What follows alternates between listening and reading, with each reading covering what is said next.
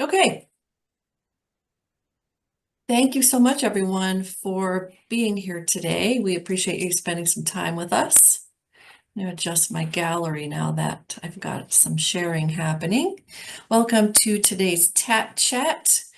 We have Justine Allen, that's me, Assistant Director. Dean is on vacation this week, so I have the honor of being here with you. I'm always here, but usually I'm just doing the resource update. And then Celeste Winston helps us out with funding partners, with all the things, the TAT Chat, board members, board retreats, board meetings, all those things. So thanks for putting links in. Celeste will be putting all the links up today. So we have a bit of a quiet month because it is summertime, so we try not to schedule too many things. Dean did want me to share that we appreciate people coming to all of our engagements that we've had this year. So far this year, 36 regional engagements with over 1,000 participants, which is pretty good for first half of the year. We do have coming up our Elevate Upstate grant workshop. So we work with Hughes Investments on 3 grants that we give out at the end of the year each year at our Celebrating Successes event. And the cycle is open. So these are 3 $5,000 grants. If you are or know of an organization that does something like, some examples of the past are music festivals, art installments, murals. There were a couple really fun ones last year. Please Play Me Pianos received one of the grants. They believe in music and that music's good for all of us and should be easily accessible. So they buy pianos and they decorate them and then they put them in public places. So next time you're at GSP, you can stop and play a little Mozart in the lobby there. And then the other one that always comes to mind is the Girl Scouts did their bridging ceremony. I was not a Girl Scout, but very important time in the Girl Scouts cycle where they get to go and do this big ceremony. And they did it on the Bridgeway Bridge over 385, right there next to Bridgeway Station. So that cycle is open. We'll put the link to the page on our website with all the details in the chat and a link to register for that workshop, which is coming up soon, July 24th at Bridgeway Station. And of course, feel free to let us know if you have any questions about that. Then we have, and it's the interest forms need to be submitted by August 9, so that's about a month. Then we have some TAT Chats and Upstate Connect next month. But in the meantime, we just want to say thank you to our funding partners, all of them. We do have our leadership level partners listed here. We greatly appreciate all the support. And we would also invite you, if you'd like to, if you're not already signed up for our newsletter. Celeste will put that in the chat as well. Twice a month comes out on your email and it tells you what we're up to, but we're not just TAT here by ourselves. We do work only by the grace of all the rest of our community partners and business partners in the upstate. So we also recognize all the other things going on as much as we can. And if you have something coming up that you would like us to recognize, we're happy to put that in there for you and share it on social and help you connect and collaborate with fellow upstate citizens. All right, let's get started. So we are so lucky today to have Scott Baier with us, I think the third or fourth time. Usually at the beginning of the year, he'll do this update for us. But we're doing a mid-year this year. There's so much going on. Thought it would be good to get some months under the belt. Scott is professor and acting associate dean of research at the Wilbur O. and Ann Powers College of Business at Clemson University. Phew. And if any of you have seen him speak before, he does a great job at making all this complicated information really understandable for the rest of us.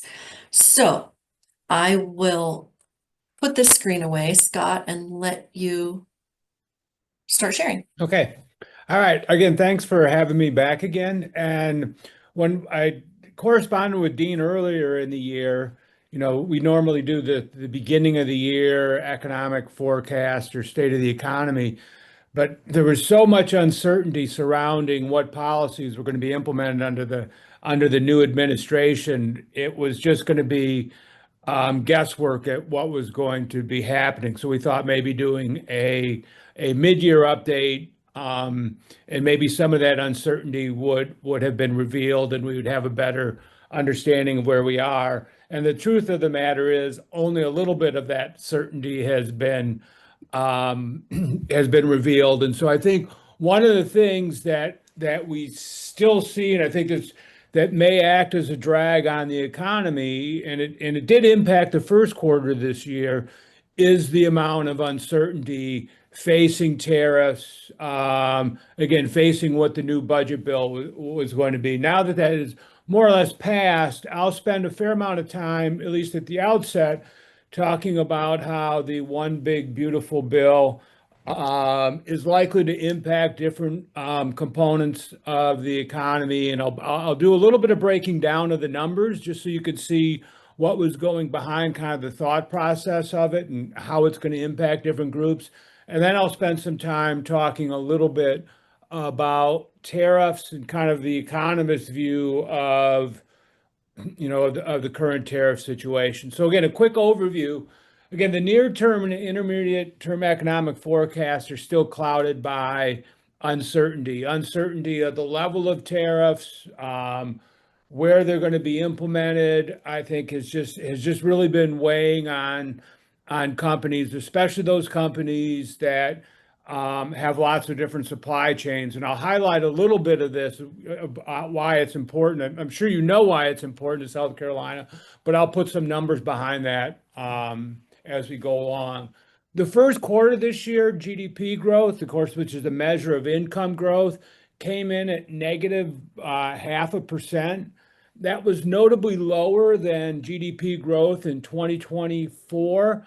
A lot of that, it was due to that negative growth in that first quarter was precisely because of the horizon of what tariffs were going to look like. You could actively see businesses doing things to build up inventories, stockpile inventories, especially from imported goods at the start of the quarter, and it took their eyes away from other normal business operations. And again, that acted as a little bit of a drag on the economy. So we came in with negative GDP growth in the first quarter. All estimates now kind of lean to more kind of normal growth.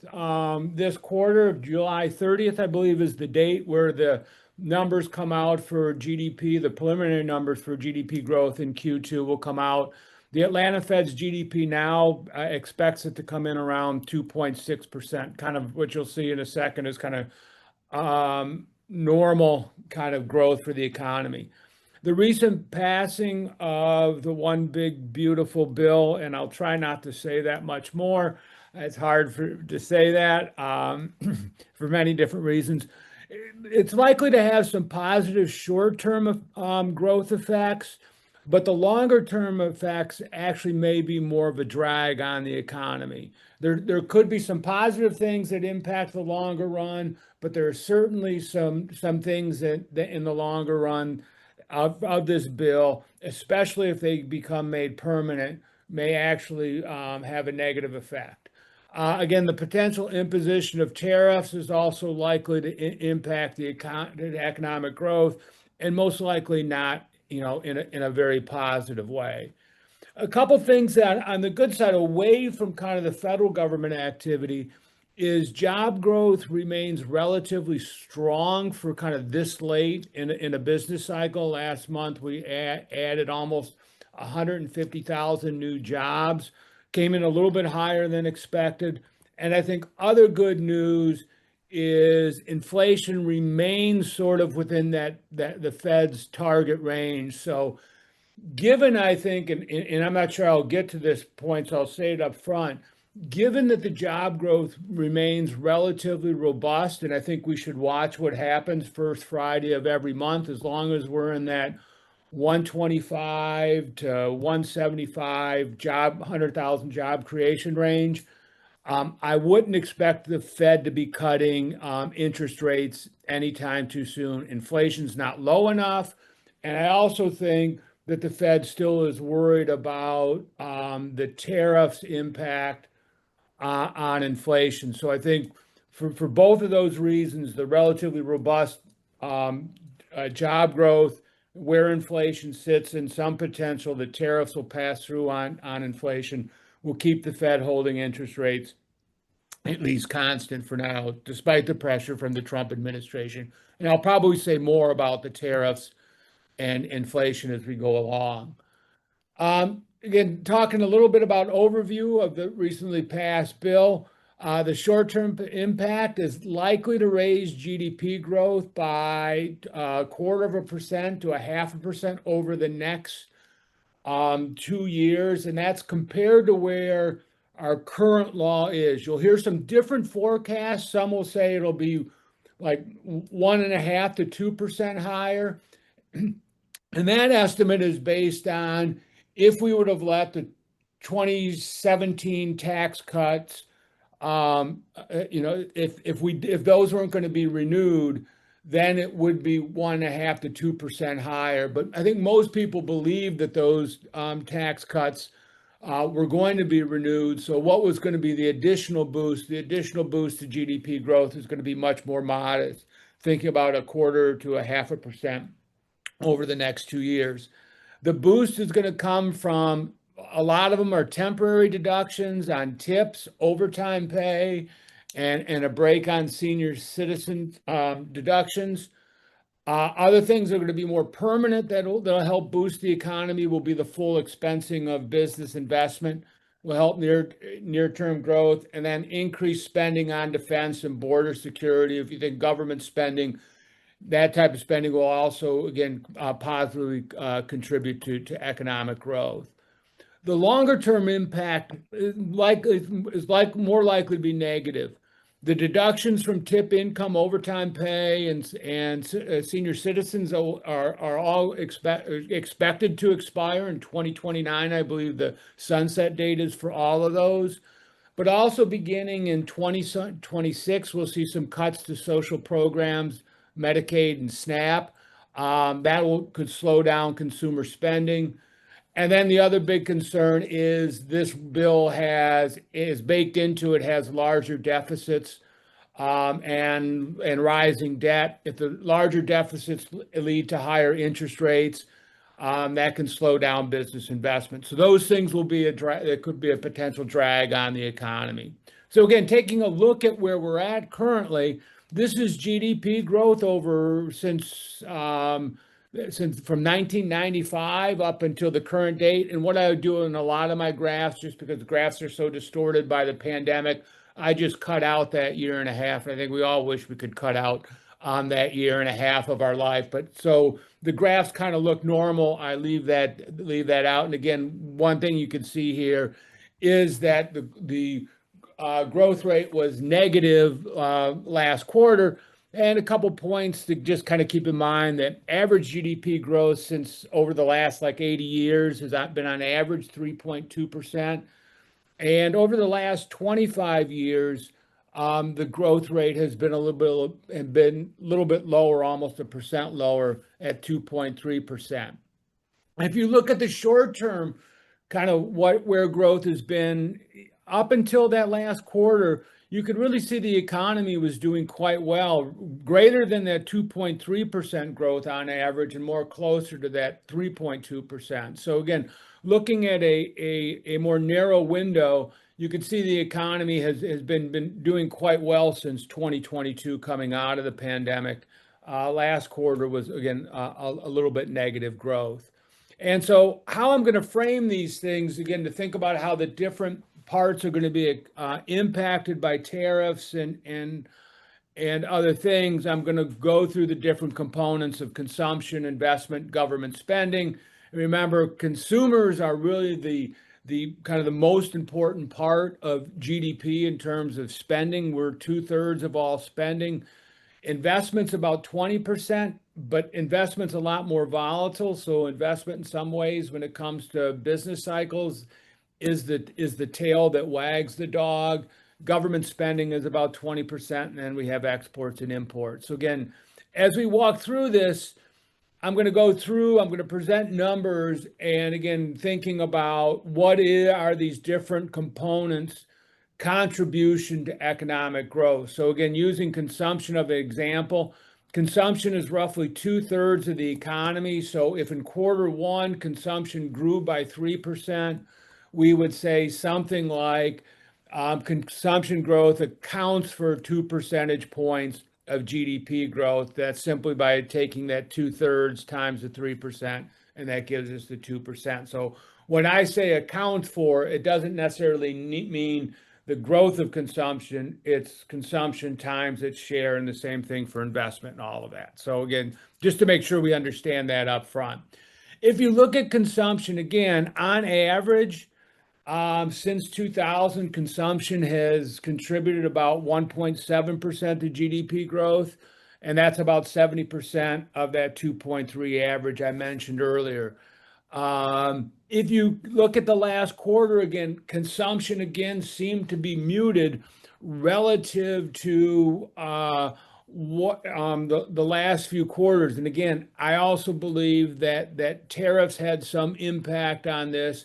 The uncertainty surrounding the economy, surrounding the potential policies, led individuals to kind of pull back on some of their spending in order to, because they didn't know what was going to happen. They began to worry a little bit more about recession. Now, there were some areas of consumer spending that jumped up.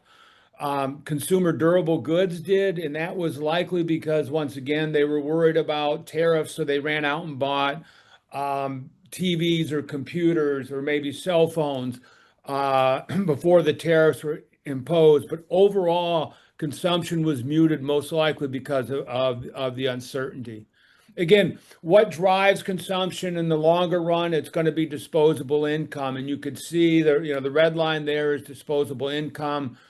You could see those two things relatively track each other pretty well. So when disposable income's going up, we also see consumption going up as well. Kind of an important thing that happened here was after all of those transfer payments expired, which occurred during 2020, the spikes there, what you started to see was disposable income dip for a little bit, but then it kind of rebounded relatively well, and we're back on trend. And so again, consumer spending really stayed on trend the whole time.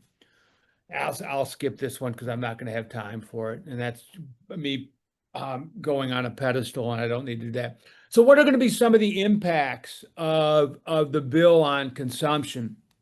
So I'm going to break these down, and maybe you don't care. I wasn't certain about doing this, but in the end, I kind of like this idea, so you could see how how economists were thinking about these things. So what's going to be the impact of no taxes on overtime? So most workers who receive overtime pay are in the 22% tax bracket. So if they worked an additional hour of overtime and they got paid time and a half, that's that 1.5, they would receive 78% of that time and a half pay. In the new bill, what happens is that half of the time and a half isn't taxed at all. So under that bill, the tax now moves from being that 0.78 times the 1.5 to 0.78 plus the 0.5. So what does that mean? It implies that it's a 9.4% increase in take-home pay.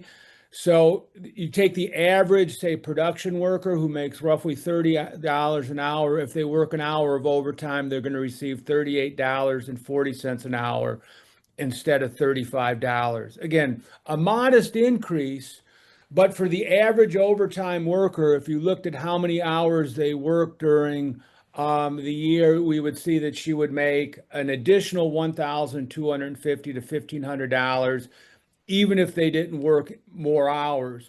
But using some other economic numbers is how responsive are people to those changes in pay.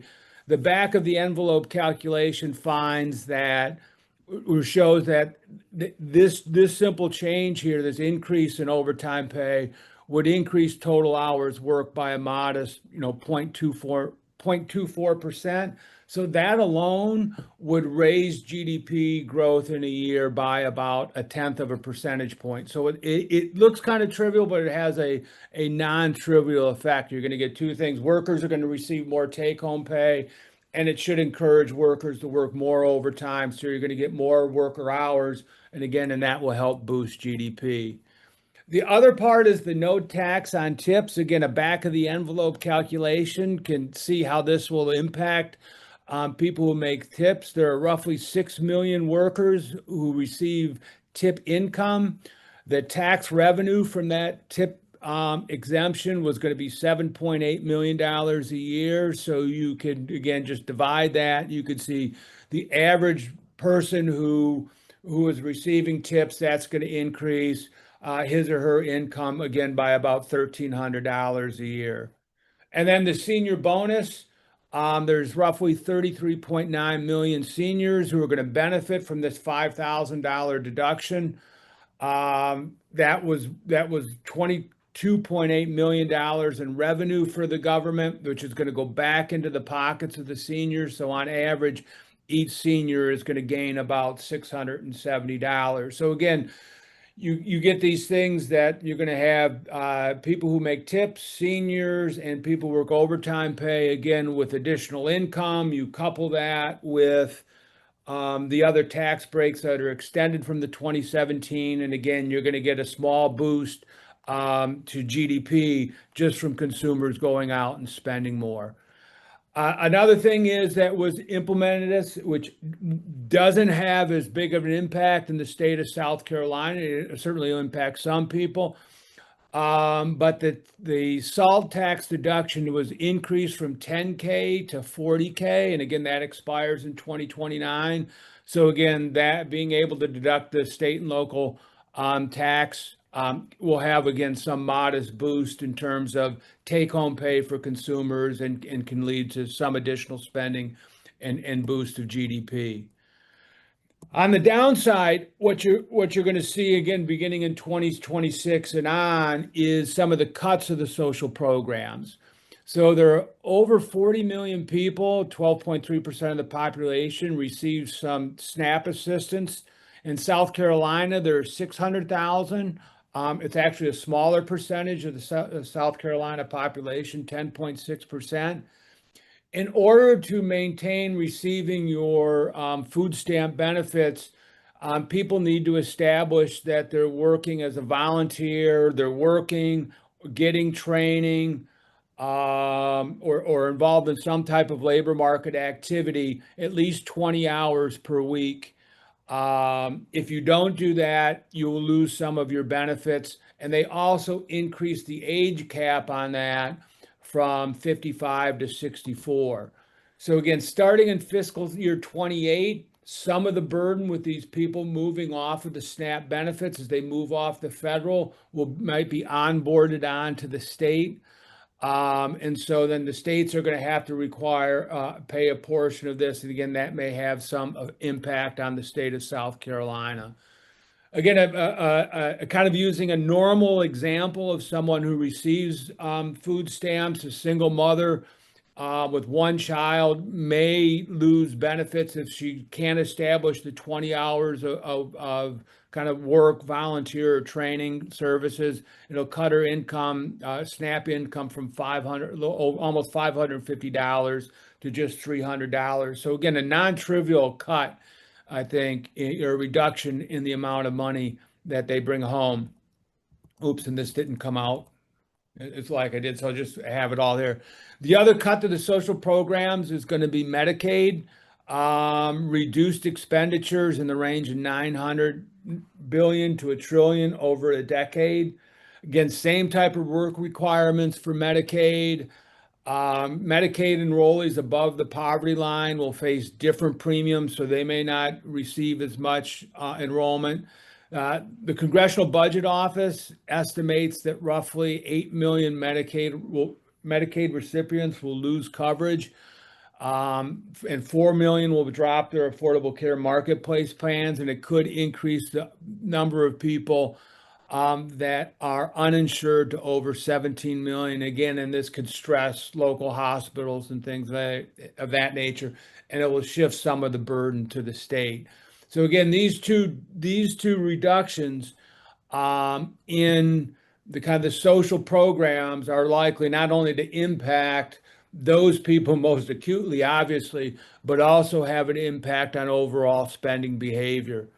If you look at kind of the income breakdowns, and this is by the Penn Wharton table, if you forecast out to 2027 when some of these social program cuts begin to occur, you can see the lowest income quintile will actually be made worse off. The second quintile hardly gains at all. Kind of middle and fourth income gain a reasonable amount, about $1,500 a year. And then you could see up, of course, as it's well documented that the top income earners are going to earn the most. In terms of overall, in terms of percent, it's not quite the highest, but you multiply a really big number by even a small percent, and you get a really big number.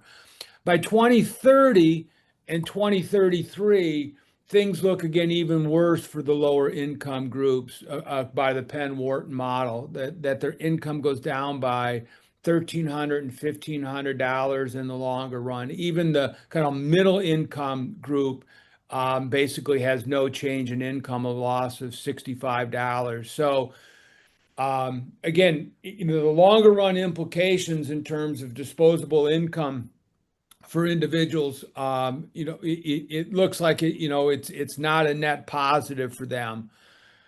Another model that I looked at was the tax foundation, and the tax foundation numbers are similar, but again, a little bit more rosier for kind of the lower and middle income group. And you can see in their forecast by 2034, the middle income and the second quintile are all in the positive range, where you have 2.7 to 3.5% income growth from the tax cut. So again, part of it depends on what model you use. If I was going to say anything, my prediction would be something along the lines that the lowest income, it's going to be a net loser for them, and then the 20th, the second quintile, second lowest quintile, it's probably going to be either a zero impact on their income or slightly positive. So again, a quick summary of the impact of the bill on consumption. Most benefits would boost consumption, happens in the first couple years. By 2029, the losses start to kick in from Medicaid and SNAP. By 2030, the spending cuts erode the tax benefits. And again, the overall impact is going to be slightly positive in the first couple years, and then become negative. A current thing before I leave consumption that I mentioned at the outset that's weighing on consumers is the policy uncertainty. And one way to depict this is if you look at consumer sentiment. And consumer sentiment over the last 5 to 6 months has dropped dramatically. It's down to 52.2%. It's the lowest it's been since, it's the lowest it's been since it was at since when inflation peaked in 2022, and that's when consumer sentiment dropped to 50%. So again, if you look kind of historically all the way back to 2000, consumer sentiment now is at about its lowest it's been since inflation was at its highest. And I think that is associated with the uncertainty about tariff policy, and again, maybe some uncertainty about the passing of the bill. If you look at investment, investment has three different components. You have the purchase of plants, machines, and equipment, changes in inventory, and residential investment. The drivers of each of these components are different. And again, for sake of time, I'm not going to go into all of them, but I will highlight some of the important aspects. I think what are the current drivers right now. If you look at investment spending, last quarter, investment spending added its contribution to GDP growth was about 4%. And again, one thing you should see by looking at this graph, it says kind of it depicts what I said earlier. Investment spending is the tail that wags the dog. On average, its contribution to GDP growth is lower, but it has bigger peaks and bigger valleys. So that's investment spending is really the thing that we see fluctuate the most during recessions and expansionary periods. The equivalent of the consumer confidence index on the business side is the ISM manufacturing and service index. I'm only presenting the manufacturing index here. When that survey number, when you ask manufacturers how they think the economy is doing, how their business is doing, when that number comes in above 52.5%, we think the economy is expanding. When that number comes in below 47.5%, it's usually an indication that the economy is contracting. And what you could see here in this graph is for the last few years, actually, it's been pretty low. Following Trump's election, the ISM index bounced back up. And then beginning in January, it has started to trend back down again, kind of highlighting the policy uncertainty associated, I think, with tariffs and what else was happening in the economy.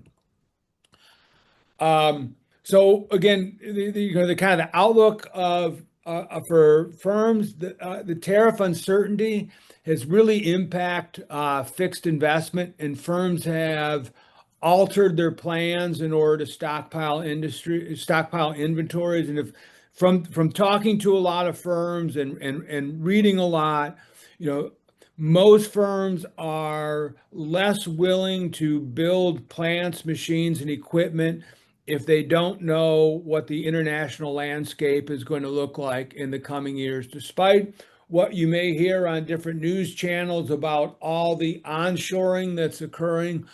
Overall, there's a general belief, that it's too uncertain right now to build up a lot of new plants, machines, and equipment. As I mentioned, as I showed here, in 2025 at the beginning, a lot of firms were stockpiling inventories, and you can see that here.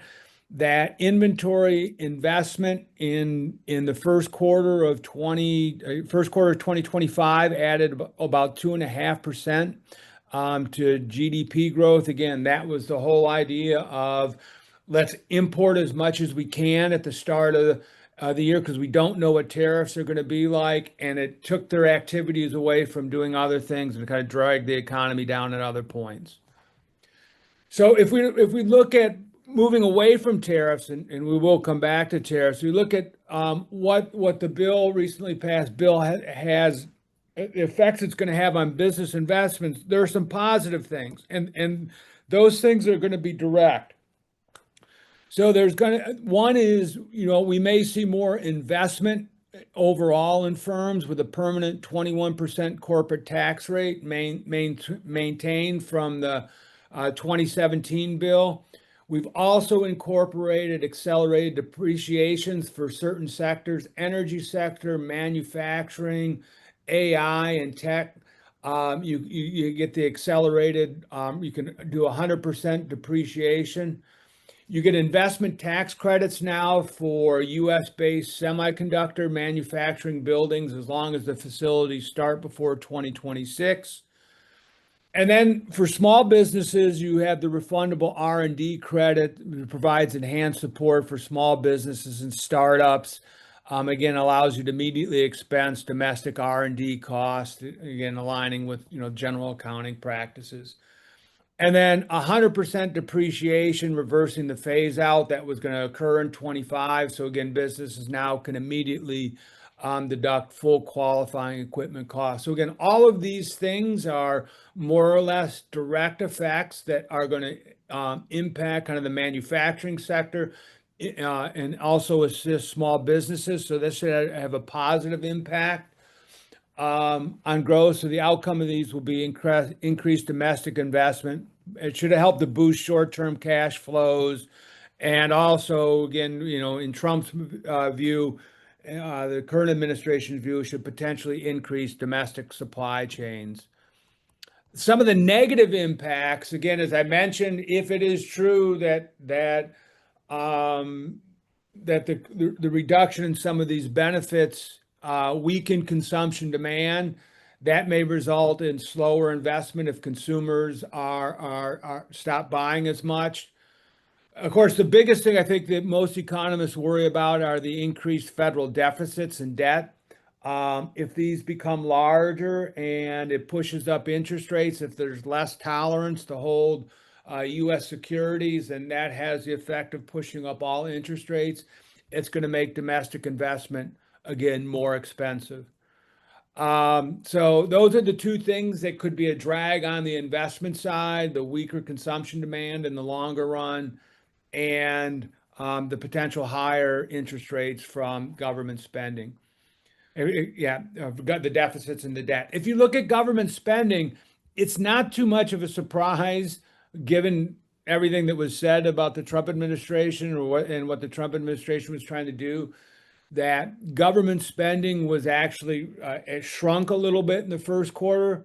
I think what's more of a surprise when you look back over the last, say, 8 quarters and 9 quarters, that government spending had been contributing a lot to GDP growth. And when I first started to put these slides together a year or so back, I thought, well, this additional boost that we're getting from GDP growth potentially from government spending must be due to the stimulus packages that have been acted both in the first Trump administration and the Biden administration. But if you look at it, it doesn't seem to be the case that it was coming from the federal side. That you could see in this graph from 23 forward, some periods federal spending was lifting it, and boosting GDP growth, and other periods the size of the federal government were contracting. Where most of the growth was coming from, and it's kind of shocking, when I first, at least to me, maybe not to you, that why we were getting such positive impact on GDP growth from the government side was from state and local spending. And then when you dug beneath that even a little bit further, what you saw was state and local employment was also rising. So that was indicative of me that the state and local governments were on pretty sound footing, so that they were hiring more individuals and again increasing their spending. So again, the fact that government spending had been contributing positively to GDP growth, I think that was coming more organically through the growth of state and local governments, not so much through the federal government and the stimulus package. And I think that's what most people, if you would ask the person on the street, that's what they would have said. Again, here's the big cost of the one big beautiful bill, and this graph doesn't update it for what's currently going on, but it highlights kind of the fundamental problem that we have with where we are. Is that what we're seeing? Our outlays are almost consistently more than tax revenues that are brought in. The only period in which we had the government ran a surplus were those couple years under the Clinton years. And what you see out here, out after 2019 going forward, is one of the things I think that concerns, that there's the concern is as you see those outlays growing faster than the revenues. And that's from the entitlement programs of Medicare, Medicaid, interest payments on the debt, and Social Security. Another thing I'd like you to take as the takeaway from this graph is that as a percent of GDP, tax revenues are roughly constant, about 18%. And if you think of all the different tax policies that we've had from 1969 up to 2025, going from Kennedy to Johnson to Nixon and on, high tax regimes, low tax regimes, it seems like we're stuck at around 18%. So to think that you could have some small change in taxes that's going to have a big effect on tax revenues, I just don't think you'll see much of that. So again, I think the way we're going to have to, in the longer run, to become more balanced budget is to reel in some of the government spending side. So if we think about now, add in what's going on under current law, the deficits would have averaged about 6.1% of GDP. They balloon up to be about 7% in 25, 26. This is the CBO's view. If some of those provisions from the One Big Beautiful Bill are made permanent, that by 2034, the debt will almost rise to the deficit, excuse me, will rise to almost 8% of GDP. If we allow them to expire, they'll still hover around 7%. So what does that mean? I'll come back to this in a second. So what does that mean? Factoring economic growth, the tax foundation estimates that'll contribute about 3.8 billion to the deficits over 10 years.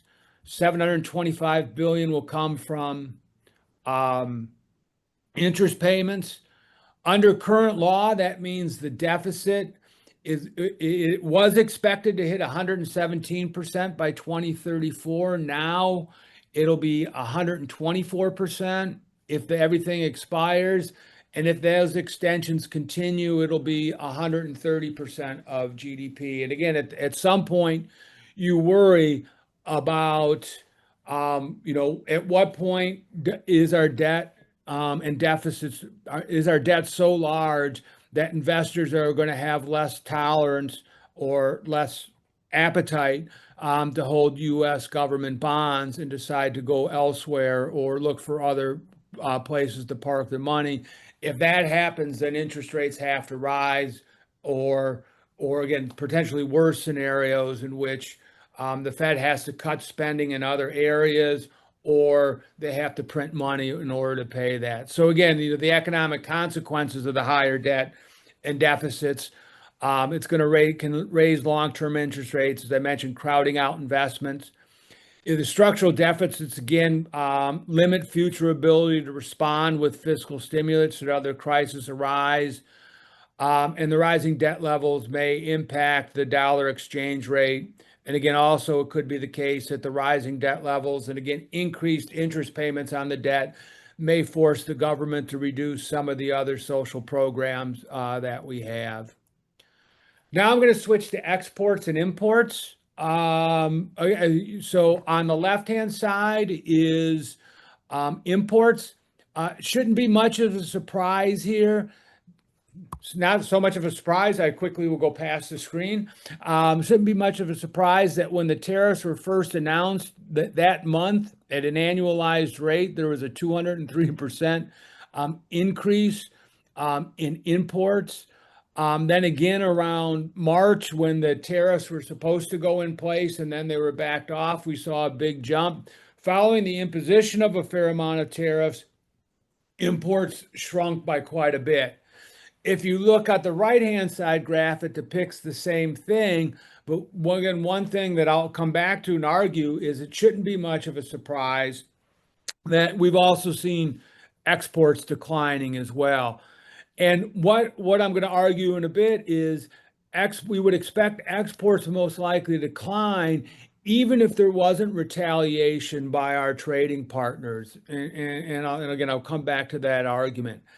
Again, to get a look or an understanding of how big these tariffs were, this is the historical kind of average tariffs in the U.S. So average tariffs on dutiable imports were what is the average tariff on goods that we're actually putting tariffs on? In the first Trump administration, they rose to 7.4%. And average tariffs on imports is just the average overall tariffs. And that was just 2.4% in the first Trump administration. But you could see that since World War II, the end of Smoot-Hawley, we've had a long decline in what our overall tariffs were, almost a consistent decline, with a little bit of a boost under the first Trump administration. Now you add what's occurred more recently, and you see the average tariffs on durable goods have gone up to 17%, and on average tariffs have gone up to about 10%. So a very large increase in overall tariffs. And if we would have stayed with the initial tariffs on the 145% tariff on China, the average tariffs would have risen all the way up to 23.3%. So in some ways, we were lucky we didn't go there. So one question I thought about and I often get asked is, why are tariffs different this time? So there's one similarity, is there are higher tariffs on Chinese produced goods. Again, that should have been expected. Another reason is one of the things that's been a key to the Trump administration is arguing that we should want to try to bring manufacturing jobs back. And I'm going to give the economic view, if I have time, real quick, of why this was not likely to be very successful. And then I think there's another thing I think again, a legitimate thing that had changed since 2017 is that not only did the Trump administration, but the Biden administration as well, realized that the geography of world production was relatively uneven. And again, what you saw in the Biden administration is they didn't reverse any of the Trump tariffs. But one thing that we noticed and became more apparent to us is coming out of the pandemic, that certain things like PPEs and other goods, and now there's a lot of talk about rare earth materials and semiconductors, is that a lot of those goods are being produced overseas, and maybe for national security or just economic security, you want to bring more of those type of goods or produce more of those goods at home. And so some ways that's a little bit of a non-economic argument, but it is an argument based on, just kind of insurance or security against a pandemic or security against geopolitical tensions. And so again, I think this is another reason why the Trump administration, this time their approach to tariffs is much different. One area in which I think where the Trump administration gets things wrong is to believe that tariffs are going to help overall employment and production. To give a simple story about why that's not likely to be the case, right? So if you think about, take one of our industries that we always protect, steel. If you put a tariff on steel, it's going to raise the price of imported steel, and of course the demand's going to then shift to domestically produced steel. Well, we're going to start producing more domestically produced steel, but it's also going to raise the price of domestic steel so that the overall price of steel goes up. So yeah, the tariffs are going to protect jobs in the steel industry, but it's also going to have the effect, it's going to impact intermediate good. The intermediate good like steel is going to drive up the price of other goods, the price of producing cars and trucks and tractors.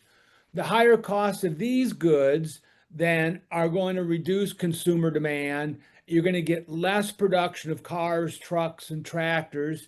You're going to get less employment in those industries. So the overall net effect of a tariff is that you could save some jobs in an industry that's being protected, but you're going to cost jobs in other industries.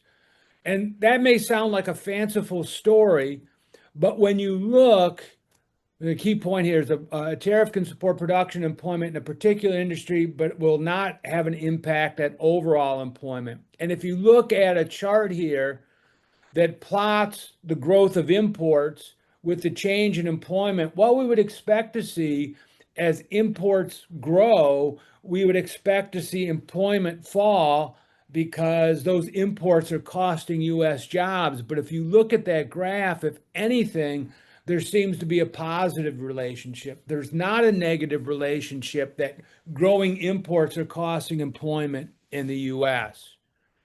And to highlight, again, why this is so costly now, modern trade, trade used to be in final goods and raw materials. So the U.S. would trade wheat and coffee and Hollywood movies for French wine, or would trade wheat for coffee, Howard movies for French wine. But now much of our trade is in intermediate goods. We're goods cross border several times. And also, I'm short on time. I'll kind of cut to the chase here.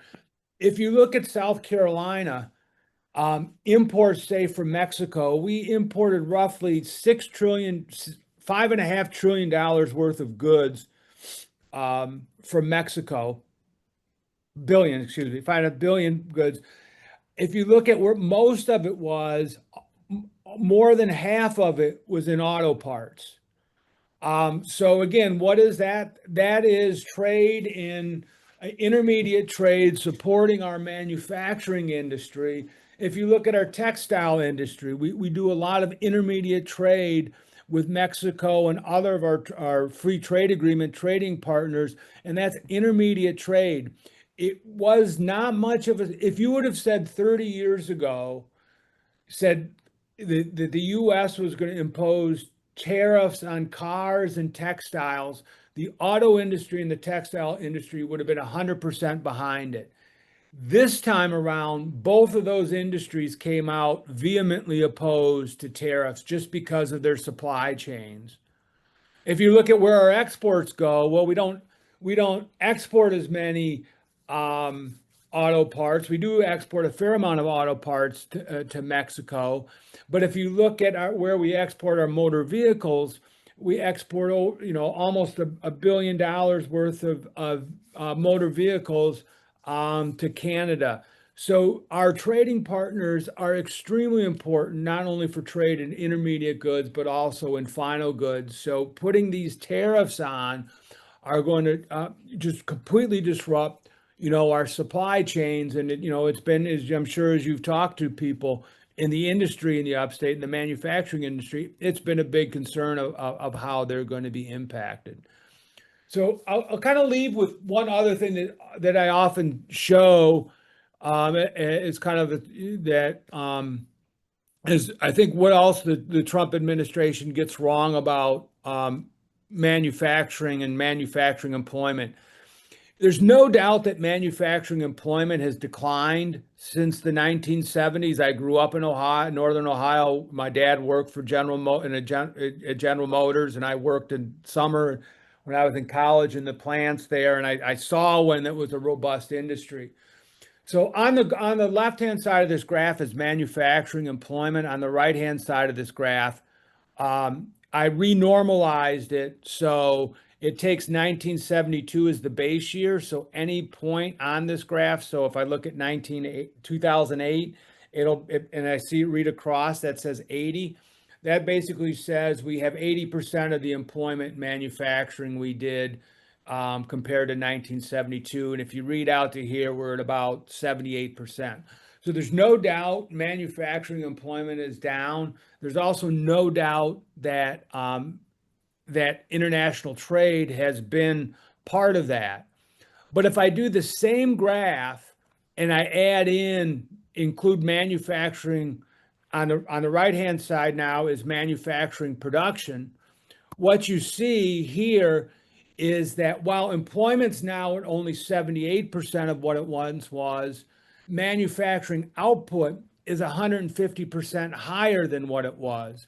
So what we've been able to do since 1972 is more than double our manufacturing output with only 78% of the workers. One of the reasons we've had declining in manufacturing employment has been international trade, but also technology, robotics, and other aspects of technology has allowed us to produce a lot more output with a lot fewer workers. And I think that's lost on most people. They don't realize we produce that much more manufacturing than we once did. One last slide here, I think that also kind of drives home the point. Often you'll see the stories in the media that say NAFTA and China joining the WTO impacted manufacturing employment. So this is manufacturing employment as a share of total employment. And what you could see is a certain decline, but if it was NAFTA that really caused a drop in manufacturing employment, you would have seen something dramatic more dramatic when NAFTA was implemented. It looks like it was a simple continuation of the line. When China joined the WTO, you do see a little bit of a wiggle, but it doesn't look nearly as dramatic as what most people or what the received wisdom would be that these two agreements, one U.S. agreement and another international agreement, has actually wiped out our employment. No, it's been part of a long-term trend. China kind of accelerated a little bit, but again, not as much as we'd think. And then, kind of the last slide I will talk about is that this idea here that exports and imports are not independent. And here's a graph for the U.S. Here's a graph for other countries, and you can see those exports and imports seem to move together. And so again, the Trump administration seems to believe that you can impose tariffs and reduce imports and have no effect on exports. And that's not likely to be true. And here's the simple story. If you put a tariff on imported goods, the first order effect, it's going to reduce imports. The second order effect, and this is important, is because we buy fewer foreign produced goods and services, we provide fewer dollars to the foreign exchange market. If dollars become more scarce, then the dollar appreciates in value. If the dollar appreciates in value, our exports become more expensive and we export less. So you see this time and time again across space and across time that anytime a country tries to use tariffs to reduce imports, they're successful at doing that, but they also reduce their exports as well. So again, kind of a misconception that the Trump administration has on um, on tariffs and the way tariffs work. Last two things. Again, this is gains in non-farm payroll, and you can see we continue to add roughly 100 and some thousand jobs each month. Again, I'm going briefly through this. And then the last kind of thing related to the Fed, you can see inflation has come back a long way down.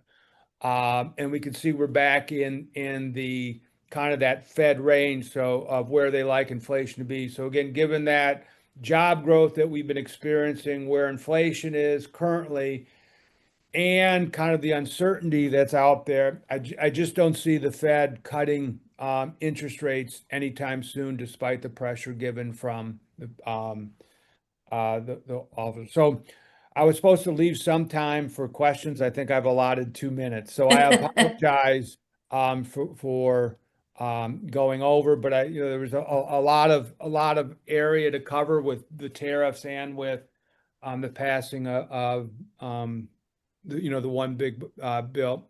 And I'll make these slides available if anybody would like to have them. As long as they're used for good, not for evil. So Yes, we'll PDF that and then send it out to everyone, so you'll have that. Aaron, I think Aaron had something. Oh, you're not muted, but I can't hear you.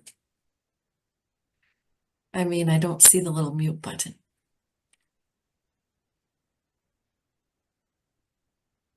Oh, shoot. You might have to type it. Did anyone else hear him?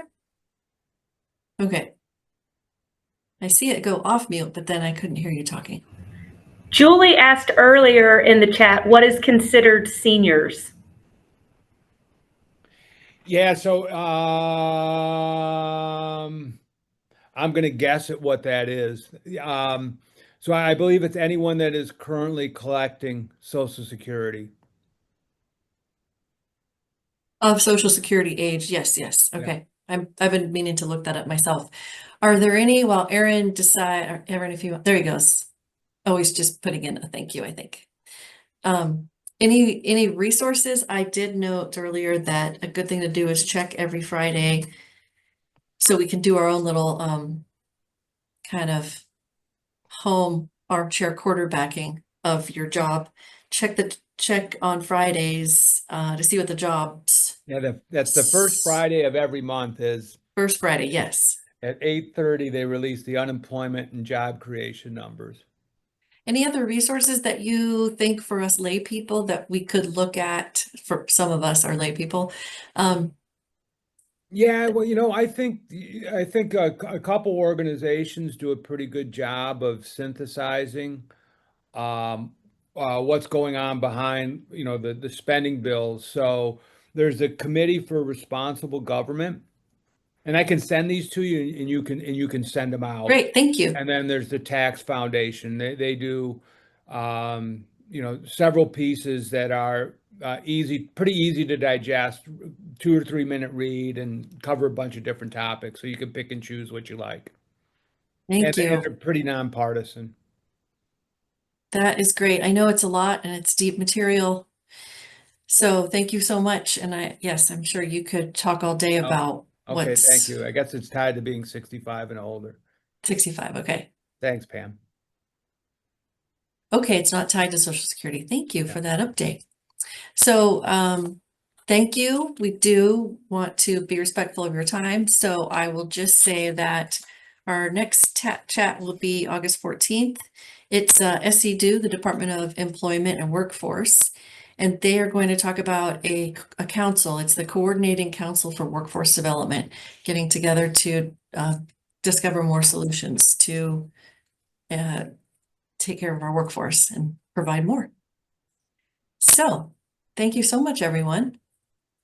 Thank you, Scott. We appreciate you Thank you. again doing this for us, taking Always the time. enjoy Do a little class. This is your it. Zoom class for today. Yeah.